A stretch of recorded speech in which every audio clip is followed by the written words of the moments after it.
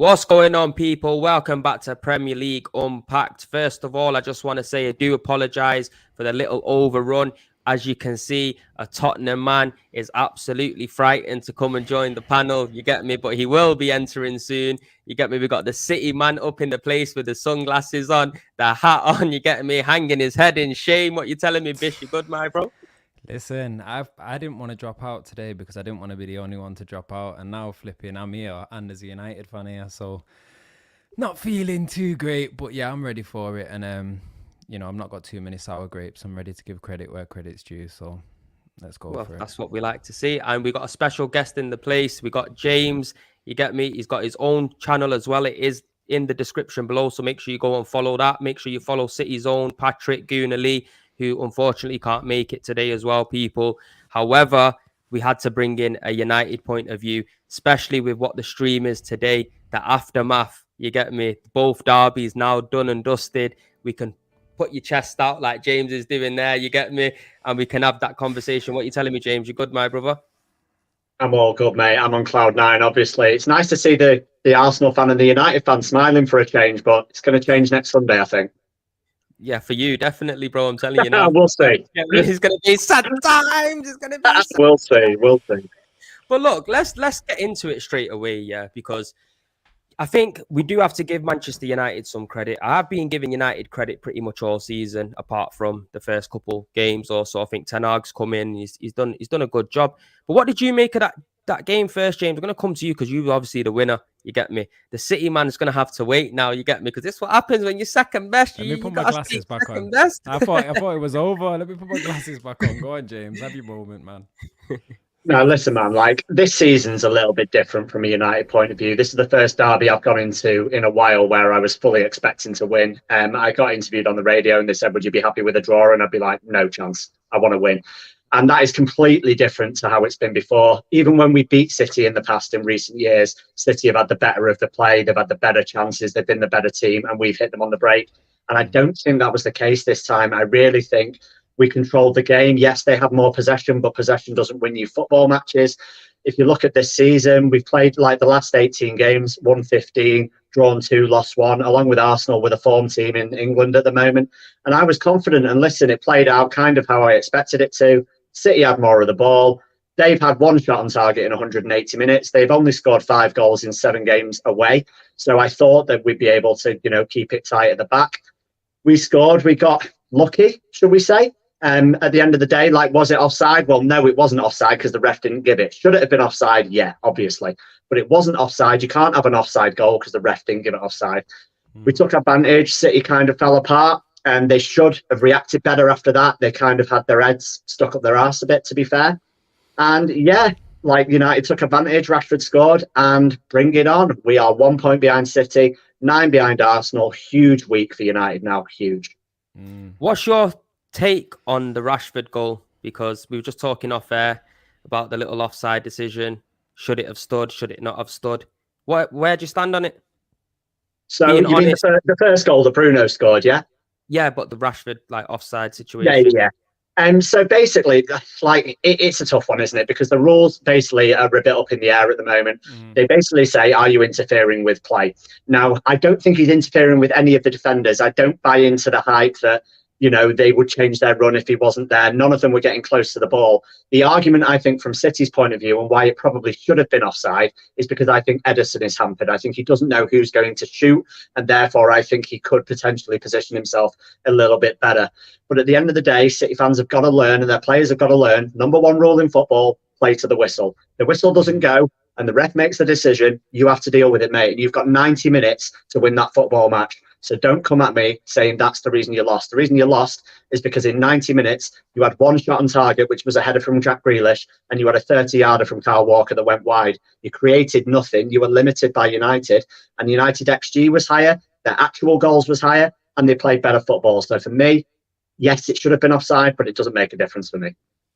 Say no more. Bish, we're going to come on to you now, yeah? Obviously, City, 2 defeats on the bounce. You know what I mean? I think on Premier League Unpacked about 3 weeks ago, Chester's out. You get me telling me and Gunnerly, times are going to be hard for us. Oh, don't worry But about look, that. We still got to play you at the Emirates. We'll have that combo then. Let's you know have what? this Yeah, combo I think now. I But think I think it's a different City now. I think last year, like I said, last season when we played you guys, lucky to get that victory. You get me, Rodri last minute. Now we're even better. So we'll have that conversation. Yeah. But on this game, what is your thoughts on the game, on the derby, big derby? You get me. Needed to put United back in their box after playing so well, and you just fell short, bro. see how Prem's couldn't even ask me the question without throwing bare jabs in there. You started off like he was Stick so it in, twist impartial. it, mate. He was like, "So Tom, what do you think?" Just before you talk, City, they're dead now. They're not the same team, and you didn't come up short. And I was like, "All right, then bloody hell."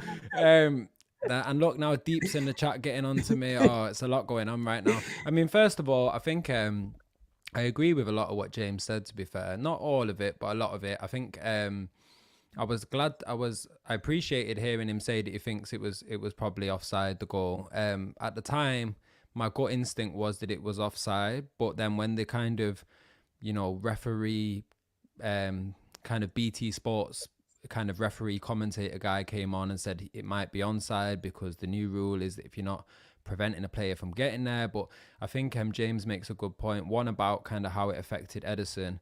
And also, I think, like you say, because Rashford was like running onto the ball, even if he didn't touch it, it does kind of affect how, other players, kind of where they are positionally, especially Ederson. Like, I think that was a really good point. But I think, to a large extent, you were right. I don't think it would be fair as a City fan to sit here and say, if it weren't for that offside goal, we would have won, clear and United didn't deserve it. I mean, I actually think that I don't think that necessarily that United were out and out the better team.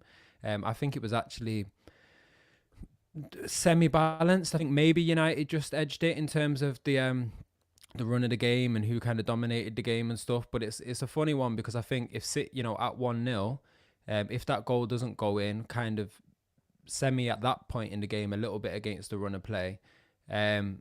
I don't know if the rest of that game pans out the way it does. It might have. We can't say ifs and buts. You know what I mean? I'm not here to make excuses. But I think that if it had ended up going on to be City win 1-0, we would look back on that game and we'd assess City's performance differently. Do you know what I mean? We'd say United defended really well. They had a really solid kind of mid to low block. City struggled to break them down, but were persistent and got the win. Obviously, when you don't get the win and United get the win, then all credit due to Ten Hag and the way they set up, it worked. I think I definitely agree that there was a massive progress and massive improvement in that United performance on any kind of derby that I've seen in the last 4 or 5 years, really. I definitely agree with James that there's been other derbies where United have almost won more convincingly, maybe in terms of, maybe going ahead or winning by maybe more than one goal, but not necessarily one where we're sitting here and genuinely saying maybe United with a better side, the better footballing side, definitely had the better chances over the 90 minutes, defended really well. I think for me, that was actually the bigger thing. I know everyone's talking about how many chances that were created, and we naturally think about that as kind of an attacking conversation, but I just think Arsenal, United were phenomenal defensively. I thought Luke Shaw, Arsenal's on everyone's mind right about now. Luke Shaw, I think is just a revelation. He's been good, but that was the first time me seeing up close why United fans are so excited about him. I think he was actually the best defender on the pitch. I think he was better than Varane on the day. Wan-Bissaka even looked great. Like, that's a kind of a sign of where United are at and what Ten Hag's doing, that people on that pitch that had no right to be playing that well were playing really well. And I think for City, another thing that I kind of agree with James is that we're too easily rattled. We're too easily rattled when a goal does go in kind of semi against the run of play, or a goal that we maybe feel like is debatable. For some reason, that first Rashford goal, it gave me flashbacks of the first goal from Real Madrid in that second semi-final. And because it was a goal that doesn't necessarily mean that you're now losing or out of the game, but you could feel like it's almost like a boxer. I always think of it, it's like a boxer who's kind of dominating the fight. He's maybe feels like he's winning on points, he's got control, and then he gets caught and now he's wobbling and he's shaking, and now the other boxer can just sense, like, if I get him again here, he's down and it's over. And I think City too often, especially in tight games like this, if we get a goal that goes in against us like that, maybe where there's a bit of a decision, maybe where it's a bit against the run of play, the momentum shifts so strongly, and you just think, oh, they're going to score again in the next 3, 4, 5 minutes. And that was what happened ultimately. Rashford was super dangerous. Garnacho looked really good when he came on.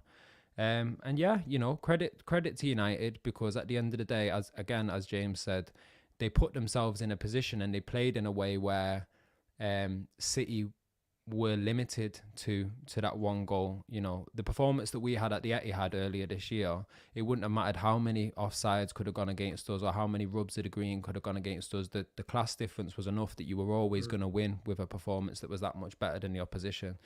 Whereas, you know, at very minimum, United played and defended well enough that they were always, even at 1-0, going to keep themselves in the game. And, you know, you look at it now and you think tactical masterclass, really. They're probably exactly the plan, how it was meant to work out, worked out. Even Martial, at the time, you thought Martial looked quiet, but then you look back on the game and you reflect on it and you think about the way that he was kind of almost like sweeping in front of Rodri and trying to block that pass out down the middle. And yeah, I just think... do you know what, Bish? Like, I'm gonna come. It can happen, especially in a derby. So I'm not feeling like City season's over. Pep's lost it. You know, Haaland's washed. Like some people, I feel like. But are you not disappointed? Sorry, are you not disappointed though, Bish, about some of the decisions? Maybe, you know, not starting a Jack Grealish. Like, since we've come back from the World Cup, Foden hasn't been the greatest. Are you surprised not seeing a Jack Grealish start in that game? No, I mean, I think obviously he came off the bench and was superb. It was a good goal, but also every time he got the ball, he looked dangerous. United were kind of just not hacking him down, but to a certain extent, when he started making them runs kind of across field and going kind of across from left to right, there was a lot of times where they were just tripping and kicking and just saying, get this guy off the ball, get the game slowed back down again, because he was one of the few people that was really causing danger for us. But with that being said, one, we don't know if that would have panned out like that if he'd started. Sometimes coming off the bench, you come into a game at a certain time with fresh legs, the dynamic's different. You know, he could have started the game and been quiet, and Foden could have come off the bench and been effective. But also, barring the last few weeks, yes, form is important, but Foden has been far the superior player in the last 12 to 18 months.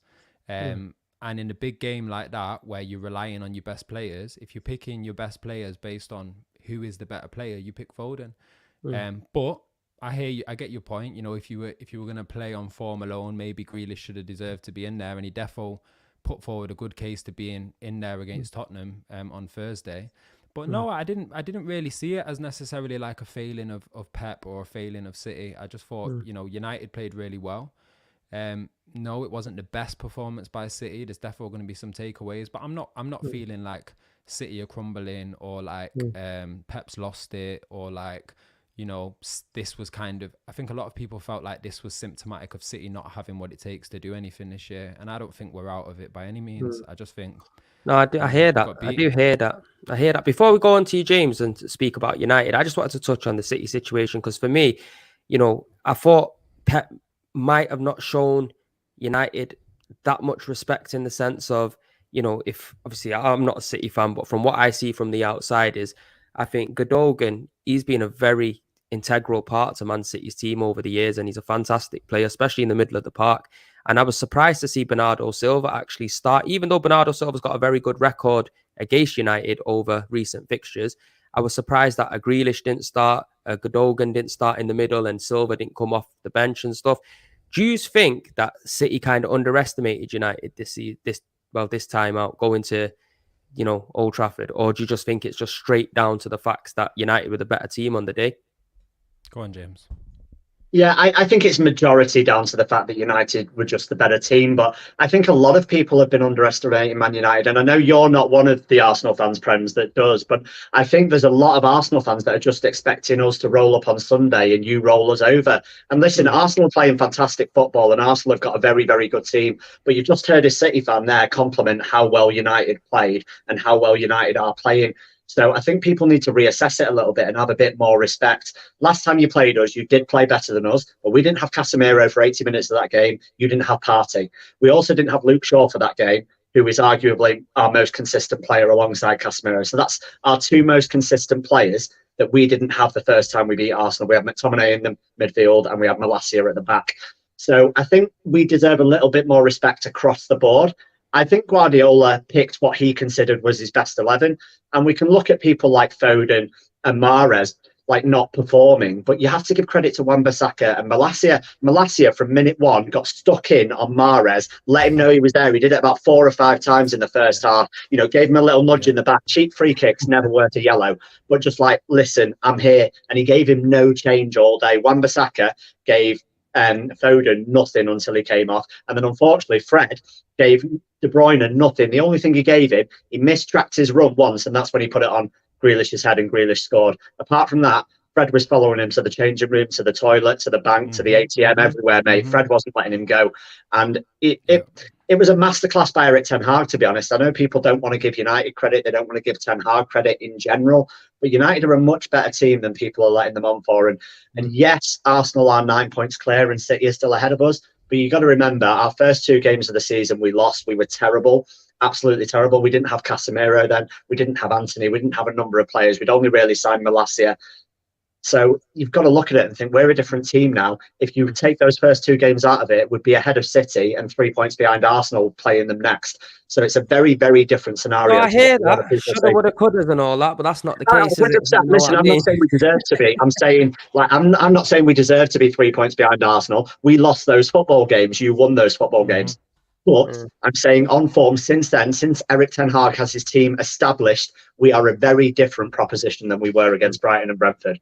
No, I agree. I think United have definitely improved. And obviously going into that derby as well, I think Ten Hag played a very good tactic. From what I was watching, I clearly seen that he asked Fred to basically man-mark Kevin De Bruyne out of that game. And I think that was a big detriment to City, because what you're seeing Kevin De Bruyne do is he had to try to push out to the left to try to create some space for himself. And you normally see the best Kevin De Bruyne down the middle. And I think Ten Hag has to take massive credit for that, because it's not just only, United playing well. It is very much down to the tactics and how United played that game. And obviously, I just want to get your thoughts on Fred, because there's been a lot of fans I've heard over the years that don't really rate Fred, McFred and all of this kind of situation. But do you not think he's a bit of a different player under Ten Hag now? Yeah, I really rate Fred, mate. I really do. The whole McFred thing is, it got started by a fan channel, but basically they got lumped together when they played together, and they're both very poor when they play together, because they were playing together in like a double pivot. Neither of them can be an individual 6, which is why we've got Casemiro now. And if you put either of them next to Casemiro, they can both do a job. And Casemiro has made a huge difference to our team. And what Fred's very good at is he wins the ball high up. His energy is infectious. He's a very good presser. And under Ten Hag has actually improved the technicality of a lot of players. Wan-Bissaka's close control has improved. Fred's close control has improved. Rashford's finishing's improved. De Gea's distribution, even though it wasn't great on Saturday, has improved. Like Luke Shaw has improved. Dalot's improved. Everyone is improving under Ten Hag. We've actually got a proper coach, probably for the first time since Van Gaal. We've had managers, we've had people that have come in, but actually for the first time in 7-8 years, we've had someone that's coaching individually one-on-one with the players. And it's showing, and it's no coincidence that the players that were playing well under Van Gaal, your Luke Shaws, your Rashfords, your Martials, are now playing well when they're being coached again. So I'm a big fan of Fred. I think he definitely should be utilised in certain games. I think in his last 3 substitute appearances and the start against City, he's been very, very good. I think when other teams are going to have more possession, so I think they'll pick him again to try and do a job on Odegaard on Sunday. I don't think he'll play against Palace, because I think we'll try and control the game a bit more. So he'll probably play a midfield 3 of Casemiro, Eriksen and Bruno. Although Casemiro is edgy because he's 1 booking away from a suspension and he can't miss the Arsenal game, because that will hurt us hard if he does. But Fred should 100% play on Sunday, because he's massively important to the way we play against possession-based teams. And what's the reason for the Butcher not starting games now? I think so. Listen, Martinez has looked a little shaky since he's come back from the World Cup, if I'm honest. He's got a little bit of a hangover. So I wasn't surprised to see Luke Shaw at left centre-back, because he's been very good every time he's played there. Varane has coached him through. And listen, I get a lot of hate for this, but I genuinely think Luke Shaw is technically, like on a technical basis, the best player in our football team. I think he's superb. His first touch is absolutely unbelievable. His football intelligence is great. His positioning is superb. His reading of the game is very good. His delivery is superb. honestly, his close control is a joke. And I genuinely think he's a superb footballer. And he's one of these players. He's played left back. He's played left centre back. I honestly believe he could play centre mid. He's very, very intelligent on a football pitch, and he's a fantastic footballer. So I didn't have any qualms at all about him playing instead of Martinez. And his passing range out of the back is very good. And I think they knew that we were going to get pressed by City. So they knew they had to have someone that was confident on the ball and that could find these passes in between the lines into your Casemiros, into Rashford, into Bruno, into Martial, try and hold the ball up and get up the pitch. And in the first half, when we had Martial up top, it was working quite well. Do you know what? Yeah, I think you are right in certain aspects. I just feel like, I think a lot of United fans are getting a little bit too carried away so far. You know what I mean? I think I've been seeing quite a few bits and bobs. United are going to be winning the league. Do you believe that, James? I think we're in a race, mate. I 100% think we're on a race. Like, so much depends on this week, right? So if you ask me, everyone's saying, "Oh, wait until then to say we're in a title race. Wait until after Sunday." I'm like, no, we're in the race now. Like Ten Hag even said it in his press conference. He said, "For me, I'm not in a race, but let the fans dream." I'm a fan, mate. I'm going to dream. If we beat Palace, and it's going to be a tough game because Vieira, ex-Arsenal legend, is going to be proper up for it. He will want to do you guys a favour and get one over on United. There's no doubt about that. But if we win that, we then go to the Emirates. We're 6 points behind, right? So that rescheduled game has done us a favour, potentially. If we then somehow, I'm not saying it's favourite to happen, Arsenal will be favourites for the game and should be, they're at home. But if we do win, that gap is then 3 points. 3 points. And Arsenal have to play City twice. So listen, I'm not saying that we are favourites to win the league. I'm not. But there's no way that people can convince me we're not in a race. There's no way. I'll argue that till the cows come home. You know what? I can hear that, and I appreciate that you're a true fan that's wanting to support your team and hope for the best. But I think, unfortunately for you, I think you're going to end up getting smacked up by Crystal Palace, and all this is going to come tumbling down real quick, fam. Yeah. But look, Bish, before we do move on to, we're going to touch on Liverpool. We're just still waiting for Patrick to come in. Obviously, he's been stuck on another stream prior to this on the Football Terrace, so when he does come, either that or he's scared, or either he's trying to turn up half-time like his team do. We don't know what's going on with him, yeah? But we got a little present for him cooking, haven't we, Bish? You know what I mean? For when he enters the stream. We got something cooking for him. But look, as a City fan now, United are 1 point behind you. Are you looking over your shoulder and thinking, you know what? Can these guys end up being ahead of us this season? So something that I was going to just say then when you guys were talking about United's chances, and I think this applies to United and Arsenal. And don't get me wrong, I know that you guys might still, I don't know where you guys are in terms of the FA Cup and the League Cup. Are you both still in both of them? Or just the FA Cup we're in. League Cup. So you're out the League Cup. And what about United? You're in? Oh, I've lost him. You're mute. Lost your sound. You didn't want to talk about it? Yeah, sorry, man. I was eating. Yeah, we're the only team left in England in 4 comps, so don't worry about it. We're in everything. You're in the League Cup. You're in the FA Cup. Arsenal are in the FA Cup. Obviously, those are trophies, but let's be realistic. If you've got even a sniff at winning the league, all of that you happily put to the side. Like, by far, the priority for Arsenal this season is going to be winning the league. Obviously, they'd love to win the league and cup double. Obviously, Arteta's not going to be... He's clearly got a winning mentality running through that club. They're not going to be thinking, oh, let's just get out of the other trophies and win the Prem. But the reality is, and in particular, you're not having to fight on the European front. Like, yeah, you might have to go and play like Gibraltar FC away on a Thursday or whatever, but you're not going to have a semi-final against Real Madrid in April or something. Do you know what I mean? And I think for both United and Arsenal, that is a huge advantage. Not to say that you need an advantage, and not to say that Arsenal don't deserve to be top and haven't been the best side, not to say that United haven't been playing great football, but I think as this race intensifies, especially if City continue to progress in the Champions League, you know, we've been knocked out of the League Cup now, I could see a situation where City's focus starts to really laser in on the Champions League in a way that we just haven't been able to in recent years, because they're on that hunt for, you know, history. They're on the hunt to do the quadruple. They're on the hunt to do the treble. And obviously City are going to want to win the league. But I think more so than last season, more so than the season before, I think this year, City fans and the City team and Pep will really feel like they would love to get that Champions League over the line and get it under their belt. And I think for Arsenal and United, to be able to be fully just focused on the league, really, if we're speaking honestly, is an advantage. And I think that puts United in the race. And I think it gives Arsenal, a real edge in the race as well. So, yeah, I think City, I am concerned about where United are. It's a mad little period of games now. We've had Chelsea, got United, we've next got Tottenham, we've got Arsenal twice in the next 5-6 weeks or something. You got Tottenham again.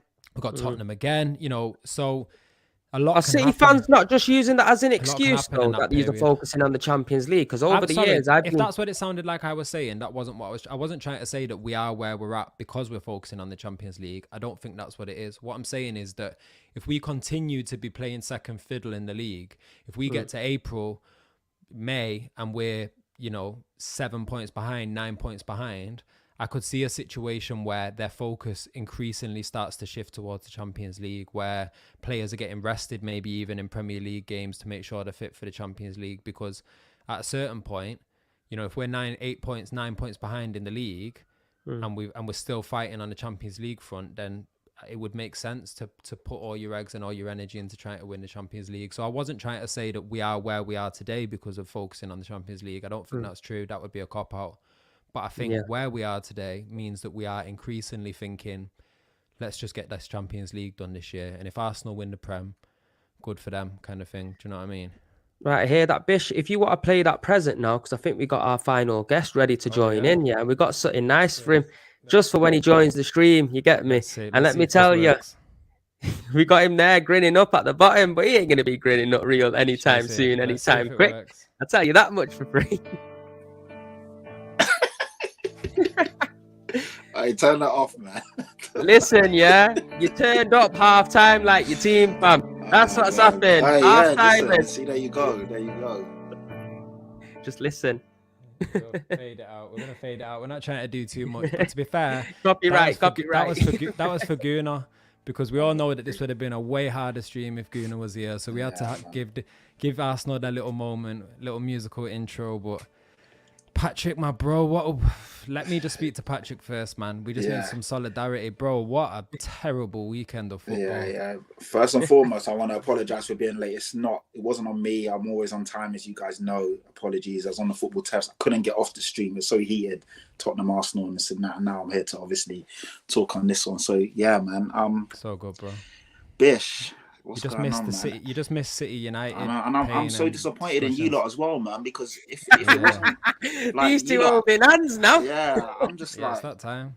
We're moving on from City United. Yeah, it's so gone from bad to worse. It's like a never-ending nightmare. The fact that Arsenal are now a legitimately top team, and it seems like no one's there to challenge them. It's just oh man. And now we got to play you, and you've really got to go into that game thinking, mate, do we lose to City? And now we're like, we have to struggling for top 4. We have to try and win this game now, because. But if you win that game, then that might be Arsenal. Well, no, actually, because United are now sniffing United, around, I don't know. I don't trust United though, man. I don't trust anyone right now, to be fair. I think Arsenal pretty much are the only team that look like they're legitimate in title contending form, if you get what I mean. Yeah. You guys are just a bit shaky, but also at the same time, I'm scared to play you lot now, because you don't want to play City when they're a wounded animal. At the back of 2 losses, you lot are going to be obviously up for it, and I would have rather played you lot when you're in winning form and kind of gone in there with you lot under a false sense of security. So yeah, I don't know, man. It's all fucked. Yeah. Patrick, we got a question here for you before I get my hands on you. Premsley, please ask Patrick about this quote last time. There's more than one way to skin a cat.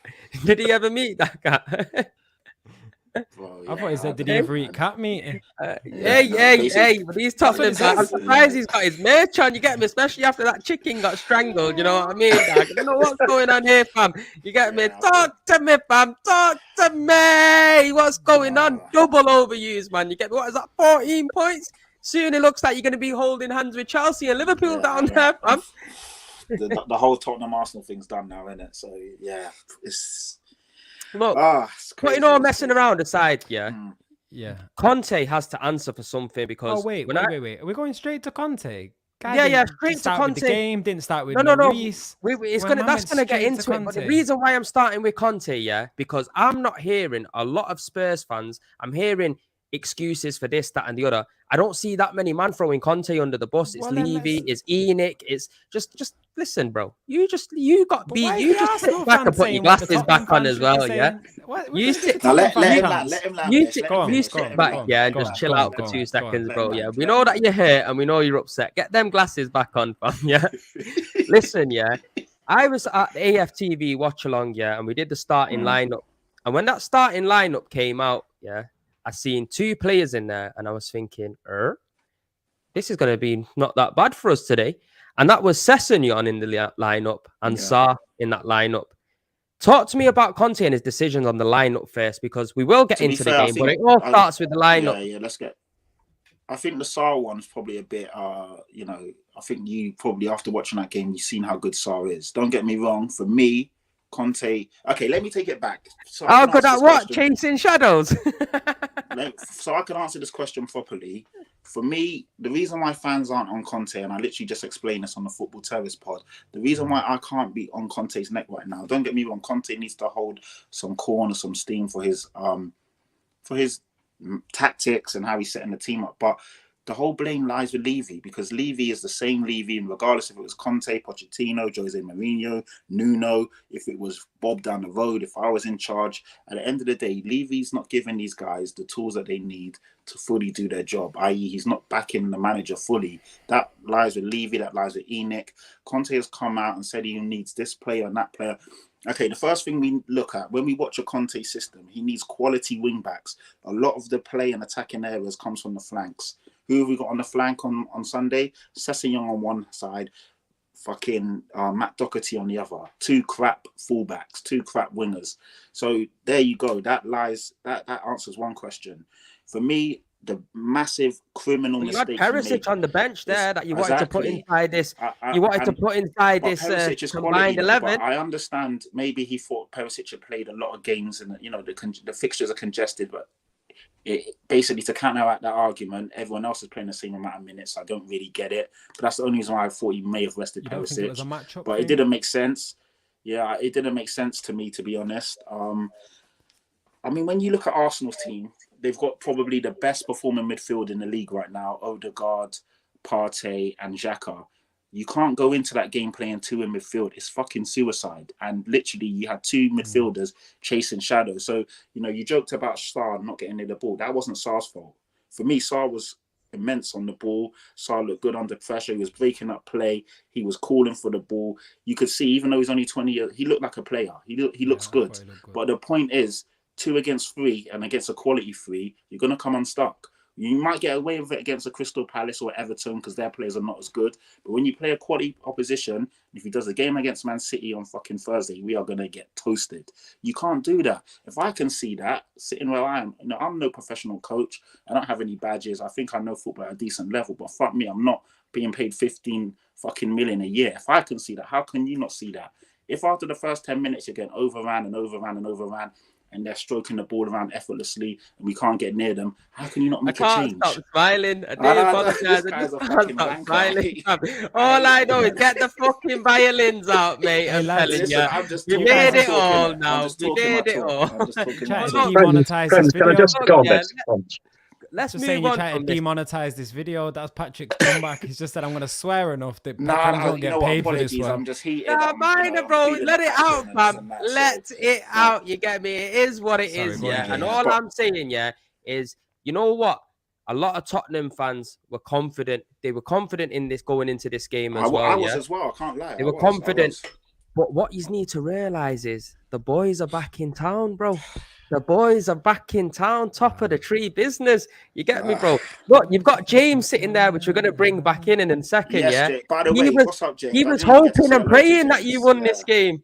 He was hoping and praying that you won this game. You get me? You let him down. You let Bish down. We let ourselves. How do you feel, Patrick? You let everyone down. Yeah, that's mad. And James, what's good, man? My guy James as well. Someone I've just connected to recently.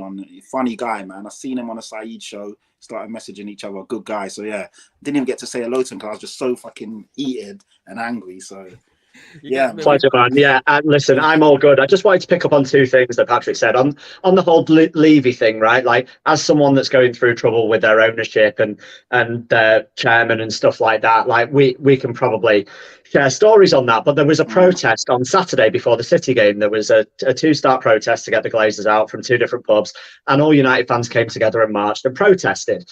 But where I see the difference is like that can all be going on off the pitch, and yes, there can not be the support there.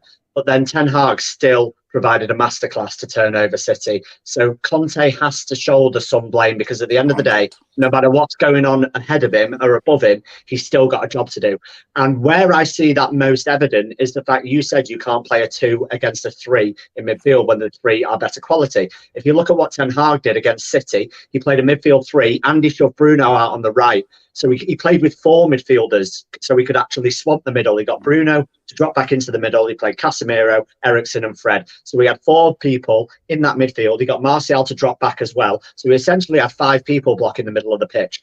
And that was something that Ten Hag took into account, which obviously Conte didn't. Conte didn't look and give Arsenal or Arteta enough respect, in my opinion. You can't play that midfield 2 against that Arsenal midfield 3 and expect to control the game. You just can't. I agree. And to be fair, sorry, Bish, let me just quickly wrap it up. Yeah, I agree. go. And I kept hearing people say, oh, but Conte doesn't change. And it doesn't, like, come on, man. If you want to be a top manager, you've got to adapt to whoever you're playing against. And sometimes you've got to take your hand off and say, you know what? If Arsenal are the best team in the league, which they are, they're playing their best football, which they are, there's no shame or embarrassment of changing up and switching up. Because at the end of the day, you're here to do a job and get a result. And yeah, credit to Man United and Ten Hag. Because when I saw that lineup, I saw Fred in there and I was like, Fred hasn't really been playing and starting, but I understood why he brought him in and it worked. So Conte needs to hold. You know what it is though, Patrick? Just before we bring Bish in, I just got another slight dig. I think it's just because if he does change tactics, he'll get fined by the FA or something because I don't know what's going on. You get me? Something's not right. But Bish, go on. You had something to say there, my bro. No, it was just a bit of a response to what James was saying, I guess. And obviously I agree in part with what he was saying, but I think if you think back to, I think when you've got a club that's in a toxic situation, and Tottenham with their ownership are in that place, United are in that place, but at the moment it's not feeling as toxic because they're doing so well, and that's kind of where I was going to go with it. I think when you have a really good run of results, when the manager's managed to get his team in such a way that the feeling gets good, sometimes that can override that toxicity for a time. And actually we've seen that with Tottenham last season when Conte came in. So back in the last season, all the problems at Tottenham were still there, but Conte was winning games. Tottenham were climbing up. They beat Arsenal in the derby, pipped them to 4th. You know, Tottenham fans last season in that moment were feeling probably almost as good as Arsenal fans are feeling now. And you can, in that moment, a manager has enough kind of positive momentum around the team and around what's going on to kind of nullify some of that toxicity in the club. And Sorry, bro, I just had to laugh at that. Tottenham need to sell their stadiums.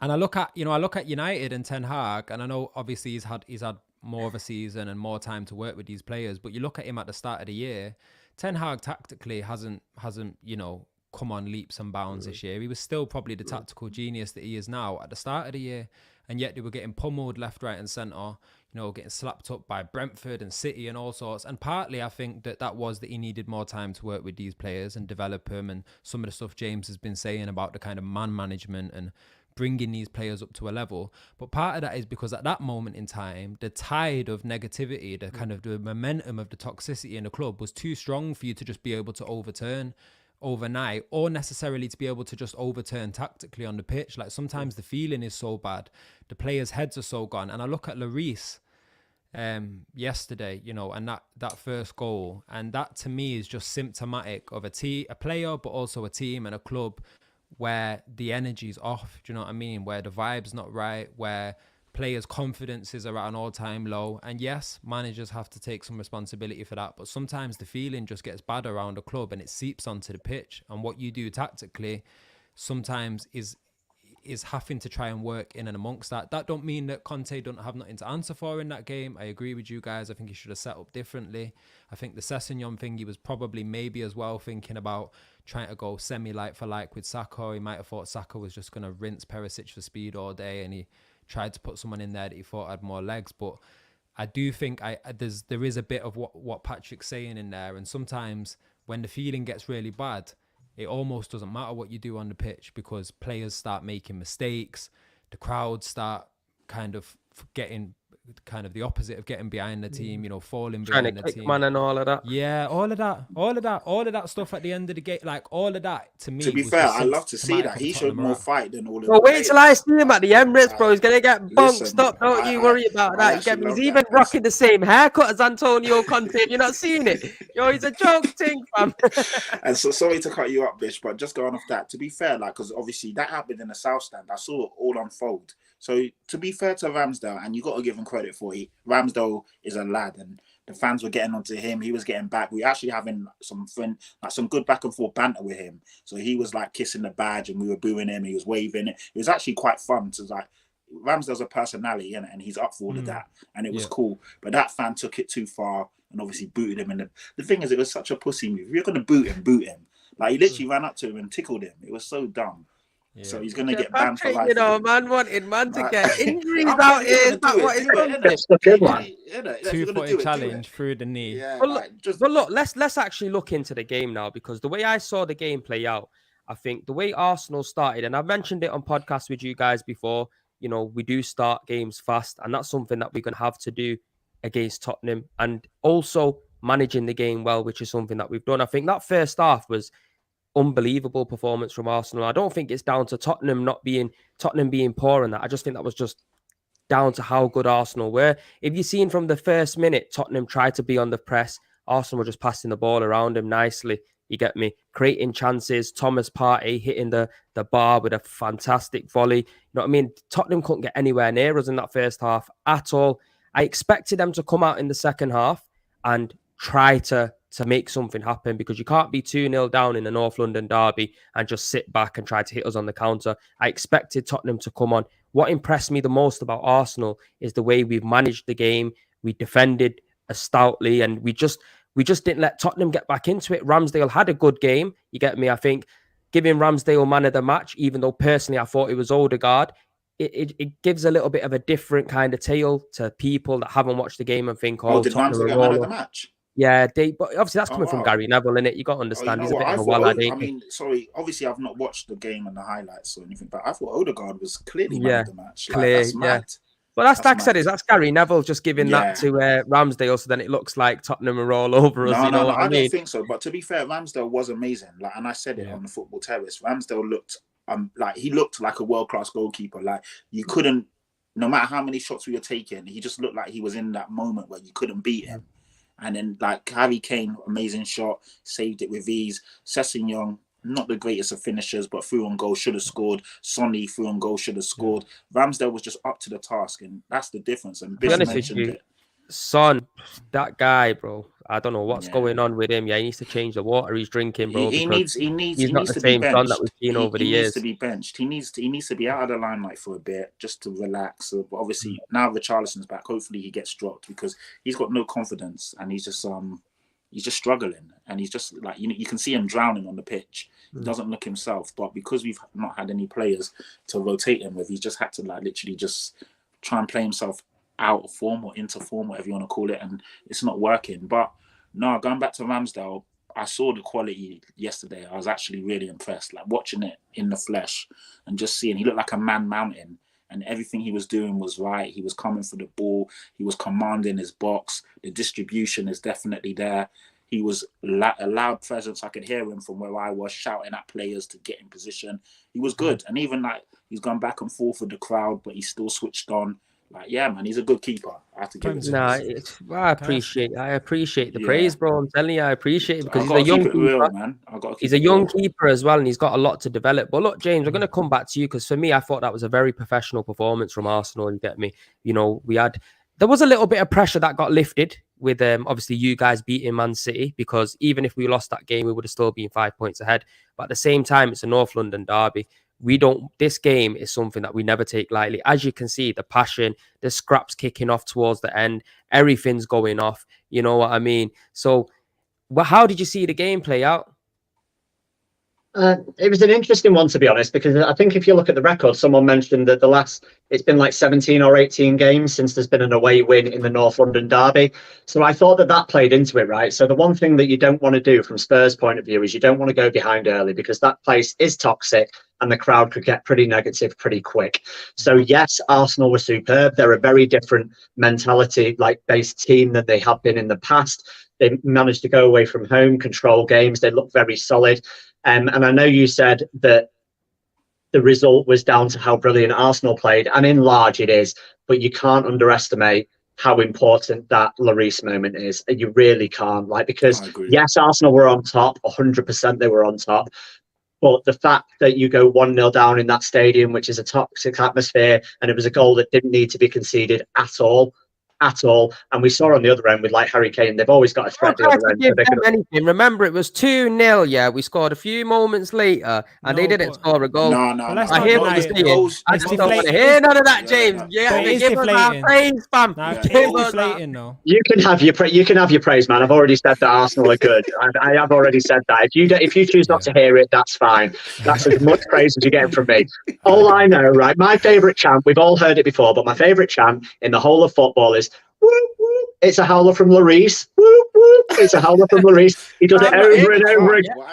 Over and over again, man. He does it every single game. He chucks it in the net. Clear on goal, and that changed the game for me. But Arsenal were very good. And then after that, obviously, they capitalised. Great shot from Odegaard for the second. Keeper really had no chance. Someone's got to get closer to him, to be honest. No, you know what, James? I disagree. A better keeper saves that, man. His positioning was awful. You shouldn't be getting beat from 35 yards. Don't get me wrong, it was a fantastic shot. But trust me, better keeper saved that.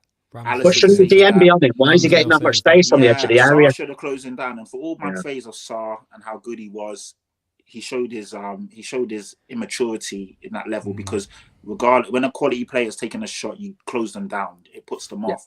But Lloris should have saved that. He should have positionally, he should have been closer to the middle of the goal. Then he can get down and save it. And yeah, man, this Lloris thing, man. Honestly, I've been backing Lloris, and I used to think he was a sensational keeper, which he was. Fantastic goal shot stopper. Never been great at distribution. Never been great at commanding his box. But his for all his flaws, he had a lot of positives that would outweigh them. But now he's just washed, and you can see he's 35 years old, and you can see this is a season one too many for him, and he's just done. And I agree, Arsenal were a better team. They probably would have won the game but then also at the same time, massive moments like that change a game, because there was no reason to concede. Saka just crossed the ball across the box, and we're watching it, and then all of a sudden we're seeing Arsenal fans run away, and we're like, what happened? And because I think that first half, you were lucky it was only 2-0, to be honest with you. We weren't lucky. You deserve to go up, but I disagree with the notion that you could have. You know what it was?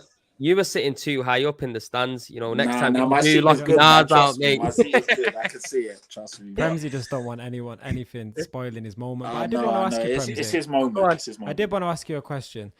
Did you not have any concerns about the amount of kind of clear-cut chances Spurs were able to create in the second half? Obviously, they were nowhere near clinical. Son was poor in front of goal. Son had a few chances that he kind of threw away, whether it was him throwing it away in the build-up or in front of goal. Obviously, Ramsdale, as we've already said, was superb. But do you have any worries that if you let that many chances be created by a City or United, you'll get beat 3-4? The difference, Bish, because this is a North London derby. So this is not like that's why there was. You're going on like we got peppered up, which is not the case, bro. No, I'm not. But I'm just saying. I'm talking about compared to. Let me just land. I think compared to a lot of other Arsenal performances this season, and it might be right what you're saying that it's just a derby day thing, but it might be just that it's a derby day thing. But there's been a lot of Arsenal performances this season where the other team has barely even had a half clear chance. So for that Tottenham team that didn't look that great and that were 2-0 down and ultimately did get dominated by Arsenal in the whole game, for them to have created kind of 3 or 4 really good chances in that back end of the game, do you think I hear what you're saying. I don't thing? Look at it, because what you seem to forget is if you look at the actual stats, Tottenham are probably they are the team that scored the most goals in the second half of games, and Patrick can confirm that. Do you know what I'm saying? So I don't look at it in that kind of aspect. What I look at it is we have kept a clean sheet there because our goalkeeper's done his job. The defenders have done their job. The defensive midfielders done their job. And like I said, we didn't get peppered up. It's not like for 45 minutes, these guys were on us and on us and on us. No, they just had a few chances here and there. Do you know what I'm saying? So what he's saying, though, is if you give Marcus Rashford MBE those chances, you're conceding 2 or 3, mate. Nah, mate. We're gonna have to wait and see. We're gonna have to wait and see. Do you know what I mean? We're gonna have to wait and see because, like I keep saying, all these United fans, getting too gassed, too quick, and you can all be tumbling down very quick. Bro. Once we beat you, we'll be 12 points clear of you, All this title challenge talk's going to go in the bin, and it's going to be back to United. It's going to be back to square one. You come off it, bro. I was hearing this kind of quality booking against us, man. What's going on, fam? Don't hate. Appreciate, you get me? Don't hate. Listen, you just worry about your game because you're facing a team that's been beaten twice, that's a wounded animal. It's only going to get sadder for you. So you just concentrate on your team, because you ain't gonna get touched up by Man City. And you're facing the last team that gave you an L, so you need to be careful as well. Well done. But guess what, mate? You might have won us that game, but for the way I saw that game, is if we had a Thomas Partey in that game, it would have been totally different. And that's not. If we had a Casemiro, it'd have been totally different. We can't say that. He came in. He still played 10 minutes of that game, And also, let me just ask you something. Let me ask everyone here: Is McTominay a better midfielder than Sambi Lokonga? Than Thomas Partey? Oh, than Sambi Lokonga. Lokonga, yes. Exactly. I don't know. McTominay's, to be honest. They're both these Tottenham fans don't know nothing. McTominay is clear of Lokonga. Yeah, he is. He's clear of Almeni as well. My point being, because I was having this debate a little bit earlier on with my friend on the phone about United Arsenal, and look, I give you his credit. He's hit us on the counter. And you've got the goals and you've won the game. But for large parts of that game, we was very dominant and we didn't take our chances in that game, If Thomas Partey was in that team, which is proven, the only game we've lost this season is with Thomas Partey out of the team, you get me? I guarantee you he would have cut them passing lanes. And also, on top of that as well, where Thomas Partey turns defence into attack, Lokonga can't do that for us. He's an amateur in the game, in my opinion. You get me? I think we brought him on a whim. No, we did. We brought him on Vincent Kompany say so. We brought him on Vincent Kompany say so. And out of all of Arteta signing, he's the guy that hasn't come good. You get me? He's had home advantage and we still took the games here. It was a very different. I guarantee you, James, you was there yourself. It was very different how Arsenal normally come to Old Trafford and play football because over the years, we go to Old Trafford and we get battered. That wasn't the case. It was very different. It was. If you look at the stats, when Arsenal have Thomas, not just this season, when Thomas Partey's in the team and when he's not in the team, it's absolutely madness. You get me? So when you come to the Emirates, where you haven't won in the last 5-6 years, bro, and we've got our key man, we'll see what happens. But go on, have you say? You're just listening. You're saying that Lokonga's not fit to lace Partey's boots, and obviously he's not. But you're acting like McTominay is equal to 5 times Champions League winner Casemiro. There's clear levels there as well. You've not played a Man United team with a Casemiro in it. No, Casemiro being out your team doesn't have that much of a detriment compared to Thomas Partey. My God! Speak to any United fan. Speak to any United fan. Casemiro is the one single thing that has single-handedly changed our season around. Out your own mouth, McTominay is a better player than Sambi Lokonga. Of course he is, but he's nowhere near Casemiro. We can't play the same way. Exactly, but what I'm trying to say is, you've got at least a bit of depth. Even if you didn't want to put McTominay in there, you could have put Fred in there. With us, we had no El Nene fit. We had Thomas Partey out. We had to play with a rookie. You get me? Thomas Partey being out of our team was a bigger detriment than what Casemiro was to your team at that time because you had people to come in and fill them boots. 100%, man. I disagree. I know your answer and I know my answer, but I want to hear the guys in the chat. Who's a better player, Casemiro or Partey? This season. No, who's a better player? Casemiro. Sorry, it's clear. It's only Arsenal fans that choose Partey. I'm pretty sure of it. That's not right. I think as an overall, I would give it to Casemiro because I've been saying it. Casemiro, you can't take what he's done in the game. However, this season, Thomas Partey is a better player than Casemiro. That's my honest opinion. You know what? I don't know, friends. I think to be completely honest, disagree. That's funny because we'll pull back the footage when you pick Thomas Partey over Casemiro before he's got beat. Me. No, do you not remember when we did the combined 11? I picked Casemiro, but you didn't. Did No, I? you didn't. Are we gonna? Nah, Are we I don't gonna? know. Are we gonna? I can't remember. I changed my mind. I watched anyway. it back, fam. I watched it back. I don't. I I really definitely don't. like listen. Like, there's a conversation to be had. I think they're both very good, but I don't think like Don't worry, I James. think the We'll see on majority of people Sunday, in the yeah? league are picking Casemiro. I do. We'll don't- see on Sunday, James. Don't worry. We don't will. wanna- I'll be down there, mate. I told you. We'll see. Don't hide. Do not hide. I'll be on here no matter what. You do not I hide. don't hide from shit, bro. I'm telling you, you must understand that and believe that. Go on, Bish. What you got to say? I was just gonna say I don't want to rain on anyone's fun, but while we've got time left, I think one thing that we can all share enjoyment on is dumping on Liverpool if we've got time left. 100%. We are going to Can move I- on to can I- them just now. Can I, when you're ready, if you've got any final words on Arsenal, and then please let me lead the way on taking a big one. Okay, on my Klopp's final head. words is top of the tree. Top of Fair the tree. play, fair play. Yeah. Well, Say well something to deserved. that, James. Well Say deserved. something to that. Well Trees done, get chopped down, mate. Don't worry about it. Nah, Well not done, in the Amazon, mate. The ones that let them grow for years and years and years. That's the one we are. Casemiro there with his pickaxe like this. The butcher. Thank you. All Yeah. I say Butcher. is well The done. butcher Well, is being slapped on the bench for a left Yeah. back.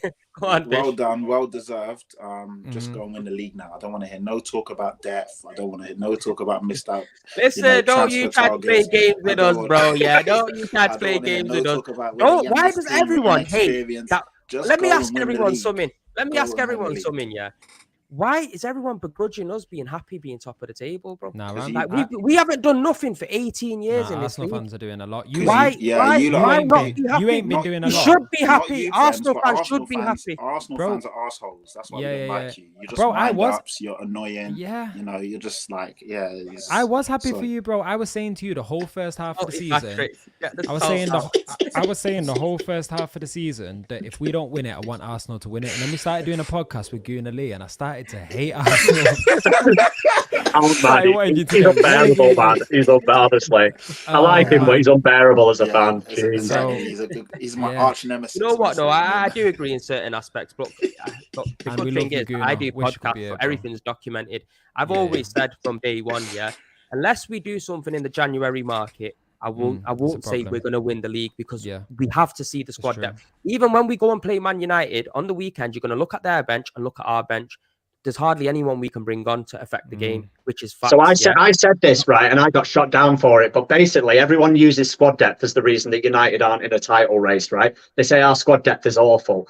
And I actually turned around yesterday on a stream and I said, actually, I'm sick of hearing this excuse because if Arsenal get an injury to Thomas Partey, their season's done. And their squad depth is arguably worse than United's. Like, if you look, Arteta arguably, apart from injuries, he picks the same 11 basically week in, week out. Whereas you look at Ten Hag, he's rotated McTominay in, he's rotated Fred, he's rotated Lindelof, he's rotated Maguire, Wan-Bissaka, Malacia, Garnacho, Palestri. He's brought all these players in and still got results, still won, still kept clean sheets. So in theory, I know people say our squad depth's awful, we can't challenge. I'm not buying it, mate, because apart from City and Chelsea are nowhere, they're the only two teams in the league with squads.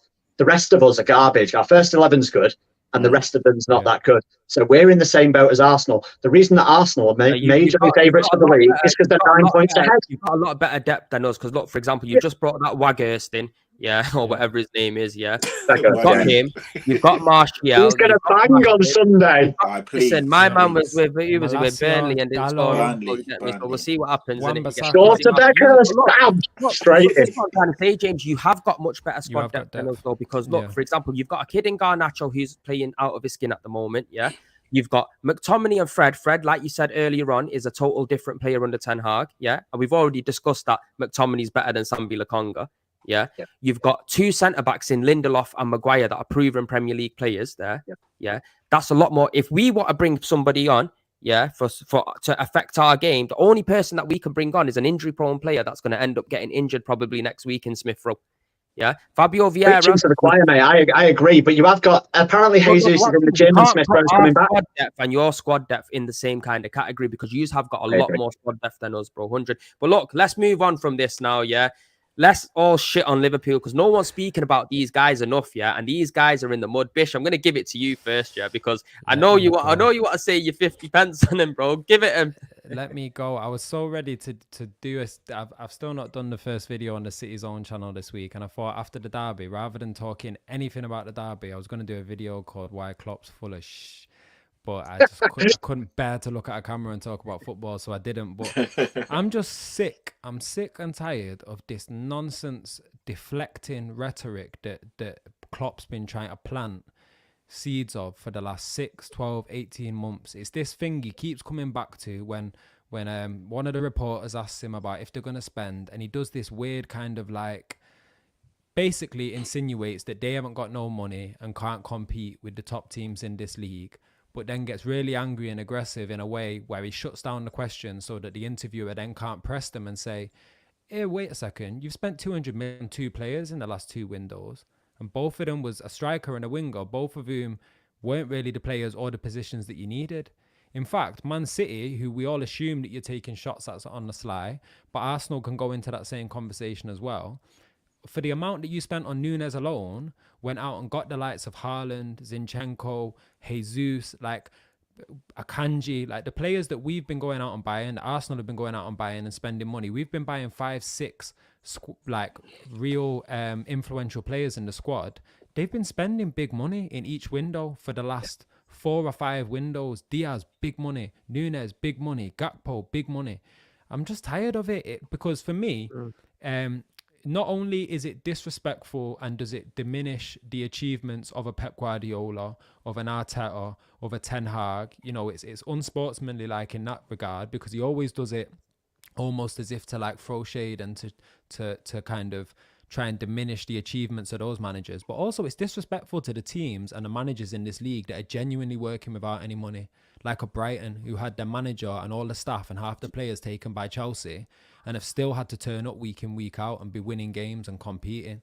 You know, there's a lot of teams in this league that are actually operating with no money. And for me, I'm sick of it. He's been this little hipster cult manager that everyone wants to love off for time. And to be honest with you, I'm done with him. He's full of nonsense. Bish, are we not going to talk about that arse whooping that they got off Brighton? Oh, come on, let's go for it. Wow, that first Danny half, Welbeck, that guy, Welbs.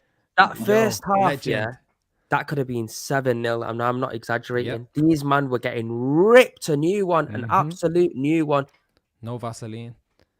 But that's what happens when you've got defenders that don't defend, mate. You've got defenders that everyone seems to rate because they get the odd assist or they score the odd free kick. Your job as a defender is to defend, mate. That's the bottom line. Like Trent and Robertson, Trent especially is not a good defender. Might be a good footballer technically, but he's not a good defender. Like, to be honest, we've not got long enough on the stream to get me as a Man United fan to go in on Liverpool, because I could do it all day. I could do it all week. I could do it for the whole of 2023, to be honest. They're absolutely awful. They're in 9th place in the league. They're getting exactly what's been coming to them. They ran the mouth saying they're the best team the Premier League's ever seen. Well, the best team that they've waited 30 years to see since their trophy drought has won what? 1 Champions League, 1 FA Cup, 1 Premier League. Like, get back in your cave, honestly. Like, I put a tweet out a while ago, you know, the famous thing when they won 6 Champions Leagues and Klopp does that thing and he counts on the thing. I was like, hi, Jurgen, on a scale of 1 to 6, 6 being absolutely dog shit, how shit is your team? And he's like this. And I was like, best tweet I've done in a while. They are shite, mate, honestly. And I'm like, everyone's saying, if you're enjoying this Liverpool downfall, you're sick. Well, put me in a hospital, mate, because I am as sick as they come. I'm loving it. You know what? Yeah, Patrick, we'll move on to you in a moment. But what I must say, Klopp is looking like a man under pressure now. Yeah, I'm not gonna lie. I actually rate Klopp as a manager. I think he's done wonders at Liverpool since he's got there.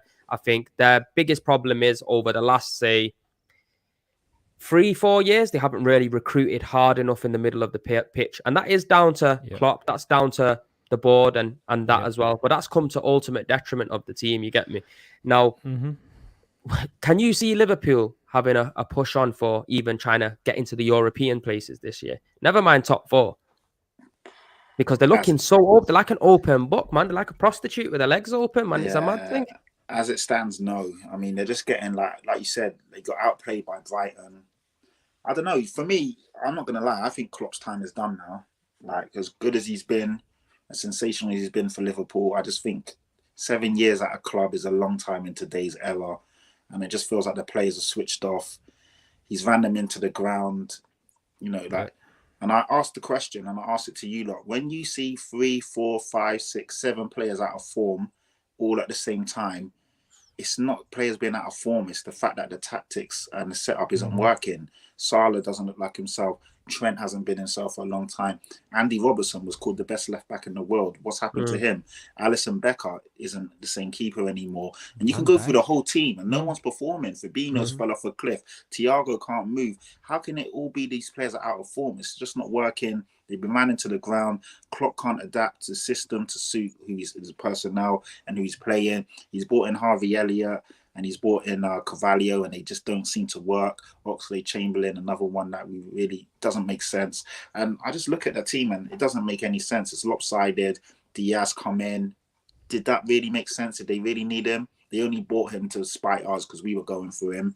I think they did need him though because of Mane's situation. I don't know, man. I don't know. Gakpo felt like spiting United. Yeah, well. They're doing a lot of spite signings. Yeah, a lot of spites, and it's just acting like Chelsea, working. man. What's going on? No wonder them two are down there swinging hands together. Yeah, no transfer strategy, bro. And when you see that, it just, I don't know. And Klopp, like you said, just doesn't seem himself. He seems rattled. He seems edgy. He seems not edgy. He seems on edge, making excuses about everything other than the football. And I don't know, man. I had them to finish in the top 4, and I still was saying up until a couple of weeks ago. But from what I see now, I'm not convinced. And I don't know. You know what? I don't know. It's going to be tough times for them now because, you know, they've been linked to Jude Bellingham. And I personally think if they don't get top 4, which I don't think they are going to get, you ain't going to see a player like that going to a Liverpool, you get me? And I think it'll only start going downhill. The one thing that we think we can all agree on, we've not seen Klopp rebuild the side, have we? Do you know what I mean? He's gone in, he's done a very good job at teams and got them to a very high standard, but we've not seen him then go on and rebuild that side whilst they're on a decline. So it is going to be a long season for Liverpool. I can't see Liverpool bouncing back from this. You get me? Like you touched on, Patrick, all of their key players against Brighton, they had Matip, who was one of their outstanding centre-backs. They had Conte, who they were singing and dancing about, and he is a good centre-back, you know, He starts for France, so he's got quality. Robertson, who was the best left back in the league. Exactly. Trent Alexander-Arnold, best right back. Henderson in there. Thiago. Do you know what I mean? They've had Salah in the team. They brought in a new Gakpo, and it just still looks all to shit, bro. I think there's a real problem going on at Liverpool, yeah? They're going to end up like Everton and putting man in headlocks outside the stadium. That's what's going to happen, bro. I'm telling you now for a fact. It's going to be a mad thing. But look, people, we have come to the end of the show now. I just want to give a big, massive appreciation to all the panel. First of all, Bish, City Zone, tell them where they can find you. Tell them why to subscribe to you, because you're going to come on and you're going to do therapy for the City fans, and you're going to tell them what time it is. Listen, until City start winning again and until we give Arsenal a beating, I'll be in a cave somewhere. That's where they can find me.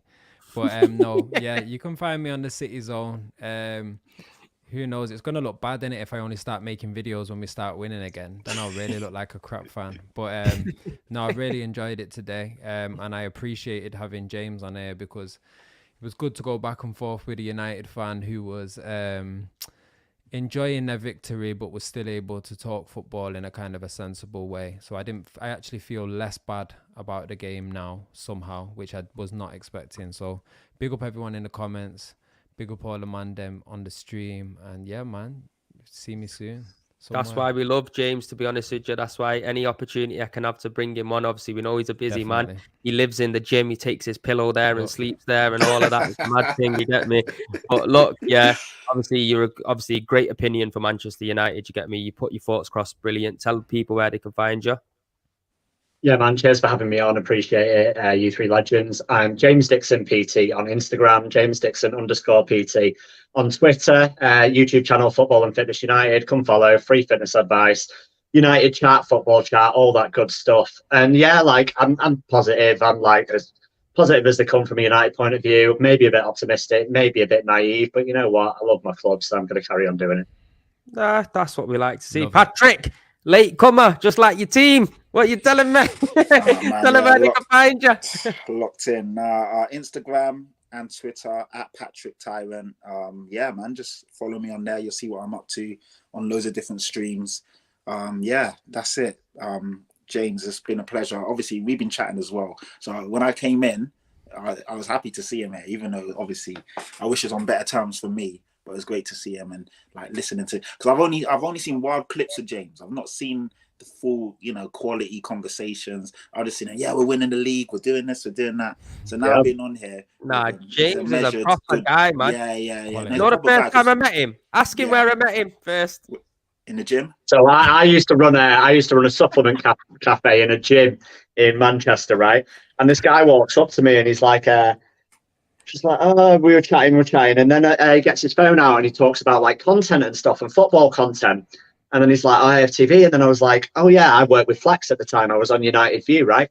And then we just like literally got chatting from there. And it's like how weird that we're both in this space, that we're both in the same gym in Manchester. I mean, I'm the United fan from Manchester, obviously. Like, so anyone in the chat, please don't give me that nonsense. Like everyone throws that at me all the time. I'm like, mate, I'm from Wythenshawe. Like Marcus Rashford grew up next door. Like, like you can't come at me for that. He grew up in Withington, just to let you know. No. His family house. His family house is with it.